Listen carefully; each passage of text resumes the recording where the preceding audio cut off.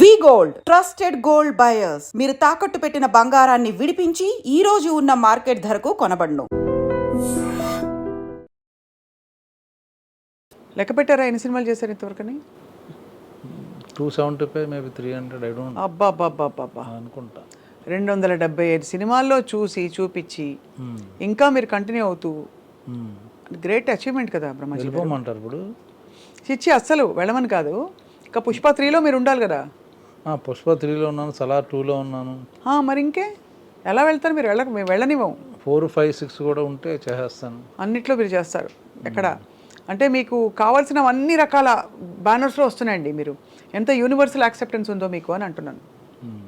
ఇటు బాపు లాంటి ఒక చాలా రస్టిక్ బ్యాక్ డ్రాప్లో ఈ సినిమా చేస్తున్నారు. ఇంకోవైపు మీరు అన్నట్టు సలార్ 2, పుష్ప 3, ఇంకా చాలా in the pipe line. So నెలకి ఎన్ని రోజులు బ్రహ్మాజీ గారు మీరు వర్క్ చేసేది? డిపెండ్ అండ్ మామూలుగా work 20 days some time, 25 days some time, 30 days some time. ఒక్కోసారి సడన్గా క్యాన్సిల్ అయిపోతాయి షెడ్యూల్స్ అయ్యి అనుకోకుండా. అప్పుడు 15 days ఇంట్లో కూర్చోవడం జరుగుద్ది. 4 రోజులు కూడా ఖాళీ వస్తుంది. అప్పుడు ఏం చేస్తారు? సినిమాలు చూస్తారు? బయట థియేటర్కి వెళ్తుంటాను. సినిమాలు మంచి సినిమా అనుకుంటే వెళ్తాను, లేకపోతే మన ఓటీటీలు కూడా నెట్ఫ్లిక్స్లు, web series, Hindi web series ఎక్కువ చూస్తాను. ఈ ఇండస్ట్రీలో ఎలాగైనా కొంతలో కొంత గ్లామర్ మెయింటైన్ చేయాలి. మీరు సపోర్టింగ్ రోల్స్ వేసినా కూడా గ్లామర్ మెయింటైన్ చేయాలి. ఏం చేస్తారు దానికి? ఫిట్నెస్, ఎక్సర్సైజ్ చేస్తారా? జిమ్కి వెళ్తారా? అది ఫుడ్ తగ్గించి అట్లాంటివి ఏం చేయరు? ఫుడ్ కొంచెం తగ్గించి తింటా. ఇవన్నీ అంటే గతంలో మీరు కొన్ని విషయాలు నాకు చెప్పారు కాబట్టి అటు సైడ్ వెళ్ళట్లేదు నేను. బట్ చాలామంది ఐ డ్రీమ్ ప్రేక్షకులకు కొత్త కాబట్టి మళ్ళీ అడుగుతున్నాను. మీరు తెలుగు భోజనమా బెంగాలీ భోజనమా ఇంట్లో? తెలుగే, పక్కా తెలుగు భోజనం. అంటే ఇప్పుడు అంతా వైట్ రైస్ వద్దు, అదొద్దు, ఇదొద్దు, కట్ చేసి. ఈ మధ్య కొంచెం వైట్ రైస్లు అన్ని పక్కన ఎట్టి బ్రౌన్ రైస్ లాంటిది కొంచెం మితంగా, కొంచెం ఆ విధంగా తింటూ మెయింటైన్ చేస్తాం. బట్ ఇట్స్ లిమిటెడ్గా. అది ఇంతవరకు ఈ మధ్య చేసిన ఫిల్మ్స్లో what was the character you enjoyed so much? Pushpa only. Working so many days, different locations. అడవులేనా?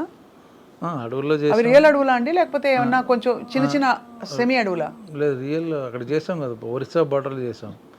మారేడుమిల్ దగ్గర నుంచి ఒరిస్సా బార్డర్ బిగినింగ్. పుష్ప మన ఫహద్ ఫాజిల్ మారువేష వేసం తిరుగుతుంటాడు కదా, అవునవును, కూలీగా. అదంతా అక్కడే. దాని తర్వాత వాళ్ళు పనిష్మెంట్ చేసి కొట్టడం వాళ్ళందరినీ, ఆ ఎపిసోడ్ అన్నీ అక్కడ చేసాం. మళ్ళీ చేజింగ్లు కొంచెం యాక్షన్ ఎపిసోడ్ అంతా అక్కడే చేసాం. ఎక్కడ ఉండేవారండి అక్కడ రాత్రి? కార్వానా లేకపోతే అక్కడ? అక్కడ మారేడుమిల్ అంటే గెస్ట్ అవి ఉన్నాయి కదా, చిన్న గెస్ట్ హౌస్లు. ఎక్కడ ఏ జీవరాశులు వచ్చి మిమ్మల్ని పలకరించలేదా? ఫర్ ఎగ్జాంపుల్ ఒక మమ్మల్ని చూసి భయపడే, పులి, మమ్మల్ని చూసి భయపడే వెళ్ళిపోయినాయి. అంతే కదా. సో ఫహద్ ఫాసిల్ గారితో మీ సీన్స్ ఉన్నప్పుడు హౌ డిడ్ యూ బాండ్ అండి ఆయనతోటి? బికాస్ చూడడానికి ఆయన చాలా ఈసారి మరింత పరాకాష్ఠకు తీసుకెళ్లారు ఆయన తగ్గించుకోవడంలో. పుష్పలో ఆయన క్యారెక్టర్, ఆ స్విమ్మింగ్ పూల్ సీను అవి చూస్తే ఒక యాక్టర్కి ఎంత ప్యాషన్ ఉంటే అంత టాప్ యాక్టర్. చాలా ఎంజాయ్ చేసాడు. పైగా పెద్ద హీరో అక్కడ మలయాళంలో. అవును. ఇక్కడ తనకి క్యారెక్టర్ ఇంపార్టెంట్ మామూలుగా, పెర్ఫార్మెన్స్. ఎందుకంటే కుప్పరాజు గారు మీతోనే ఆయన సీన్స్, ఆయన అప్పటికప్పుడు డైలాగులు మార్చు, నో ప్రాంప్టింగ్ ఆయనకి ఎక్కడ సినిమాలు పక్కనే. బికాజ్ ఆఫ్ సింగ్ సౌండ్ వలన అక్కడికక్కడ రికార్డ్ అవుద్ది కాబట్టి డబ్బింగ్ తనే డబ్ చేశాడు, తనే తెలుగు నేర్చుకుని తనే మాట్లాడాడు. అప్పటికప్పుడు మార్చిన, అప్పటికప్పుడు 2-3 లైన్లు ఎక్స్ట్రా ఉంటేనే మళ్ళీ అదే ప్రాక్టీస్ చేశాడు. చాలా డెడికేటెడ్ యాక్టర్.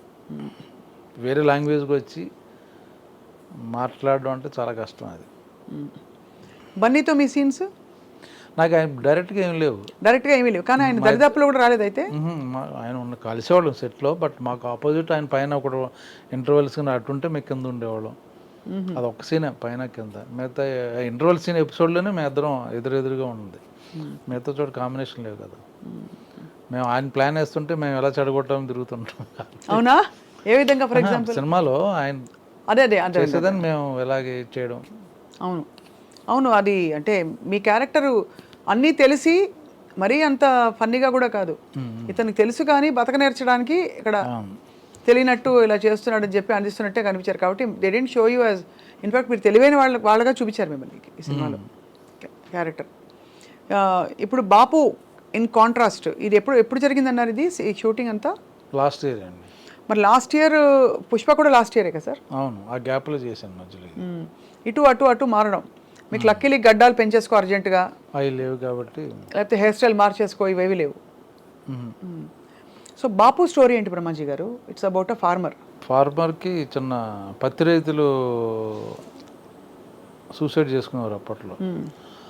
ఆ సూసైడ్ చేసుకుంటే ఆ రైతుకి గవర్నమెంట్ కాంపన్సేట్ 5 lakhs ఏదో ఇచ్చేవారు. సో ఈ రైతేమో ఇక్కడ ప్రాబ్లం ఉండి సూసైడ్ చేసుకుందాం, పిల్లల ప్రాబ్లం, అప్పులు, పంట బాగా వస్తే తీర్చేస్తానని చెప్పేవాడు. సడన్గా పత్తి రైన్ వచ్చేసి మొత్తం పాడైపోద్ది. సూసైడ్ ట్రై చేస్తాడు అటెంప్ట్ చేయడానికి, ఎందుకంటే 5 lakhs వచ్చినాయి వాళ్ళ ఫ్రెండ్కి వరకు అనుకుంటే అది ఫెయిల్ అవుద్ది. అది తెలుసు ఫాదర్, ఎందుకు నువ్వు ఎలాగా, నీకు చాలా ఫ్యూచర్ ఉంది, నాకు టైం అయిపోయింది, 2-3 ఏళ్ళలో కదా నేను ఉండేది, నేను పోతాలేరా అంటాడు. అక్కడి నుంచి స్టోరీ స్టార్ట్ అవుద్ది. సో డార్క్, కొంచెం హ్యూమరు, అలాగే సెంటిమెంటు. చివరికి ఎలాంటి ట్విస్ట్ ఇచ్చారు? అది మీరు 21వ తారీఖు రిలీజ్ అవుద్ది. కానీ గొప్ప విషయం బ్రహ్మాజీ గారు, మీరు అలా నాకు రెమ్యునరేషన్ వద్దు, నేను ఫ్రీగా చేస్తానని చెప్పడం. ఐ వండర్ ఎందుకు అంత మూవ్ అయిపోయారని. అది ఎక్కువ హైలైట్ చేయకండి, అంటే మళ్ళీ వచ్చేవాళ్ళు కూడా ఇదే విధంగా వస్తే మిమ్మల్ని అడుగుతారని కదా. కరెక్టే. అది ముందు మీ ఆవిడ పాప ఒప్పుకున్నందుకు ఆవిడకు కూడా ఇందులో ఈ రాబోయే ప్రాఫిట్స్లో సగభాగం ఉంది. అంటే ఎలాగో చెప్పారు కదా, సినిమా బాగా ఆడితే అప్పుడు చూద్దామని. అది సో ఆబ్వియస్లీ పుష్ప టైంలో చాలా కాంట్రవర్సీస్ వచ్చాయి, అంతా ఫ్లేరప్ అయింది. అంటే ఇదంతా ఈ రష్ స్టాంపీడ్ తొక్కిసలాట జరిగేది అంతా. ఆ టైంలో బ్రహ్మాజీ గారు మీరు చాలా కూల్గా ఉంటారు, అందులో మీరు ధ్యానం చేస్తారు. సో ఎలా అనిపించింది ఇవన్నీ చూసినప్పుడు, అలజడి చూసినప్పుడు? బ్యాడ్ టైం అంటారు కదా, అంతే అనిపించింది తప్ప అది ఎవరు ఇన్వాల్వ్మెంట్, డైరెక్ట్ ఇన్వాల్వ్మెంట్ లేదు. అదే కదా, అంతే కదా, ఎవరిది తప్పు లేదు చూస్తే. సో అది బ్యాడ్ టైం అంతే. సినిమా సక్సెస్ని మీరందరూ యూనిట్ కలిసి సెలబ్రేట్ చేసుకున్నారా? చేసుకునేలోపు ఇదంతా అయిందా? ఓహో, అదే నాకు అనిపిస్తుంది, ఎవరు చేసుకోలేదని చెప్పి. ఇది ఇంకా మీ ఇతర కోస్టార్స్తో అంటే అందరితో కంపేర్ చేస్తే who was your favourite costar so far? Fahadh Faasil గారు అఫ్ కోర్స్ ఇప్పుడు ఈ సినిమాలో, ఇక్కడ బాపులో మనకి రెడ్డి గారు, సుధాకర్ రెడ్డి గారు. అలా అంటారా? ఫీమేల్ అయినా పర్లేదు. వెనిల్ కిషోర్ గారండి.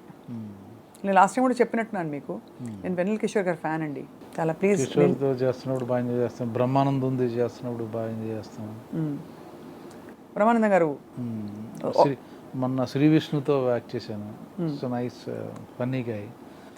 ఎలాగా అంటే మీకు, అరే ఈ షూటింగ్ రేపు, ఇప్పుడు బ్రహ్మాజీ గారి ఇంటర్వ్యూ అన్నా అనుకోండి, మంచి మంచి విషయాలు, తర్వాత మీకు కనిపించడం బయటపడరు, మంచి వ్యక్తిలా ఉంటారు, కానీ బోల్డ్ అంత వెటకారం ఉందని మీకు కొంతమందికి తెలుసు. మాకు అలా సైలెంట్గా ఎక్స్ప్రెషన్ లేకుండా పని చేస్తారు మీరు. అలాగా మా అందరికీ మీరు వస్తారంటే హ్యాపీ. అలా మీకు షూటింగ్కి వెళ్తున్నప్పుడు what was the thing that made you very happy? Brahmanandam గారు, వెన్నెల కిషోర్ గారు, ఎవరు ఒక్కోసారి డైరెక్టర్ని బట్టి ఉంటుంది. త్రివిక్రమ్ గారి షూటింగ్ బాగుంటుంది నాకు, సుకుమార్ గారిది ఉంటుంది. అలాగా డైరెక్టర్ ఎక్సైట్మెంట్ ఉంటుంది, లేదా ఆర్టిస్టులు కాంబినేషన్ ఉంది, ఆ ఎక్సైట్మెంట్ ఉంటుంది, డిఫరెంట్ యాక్టర్స్ అలాగే.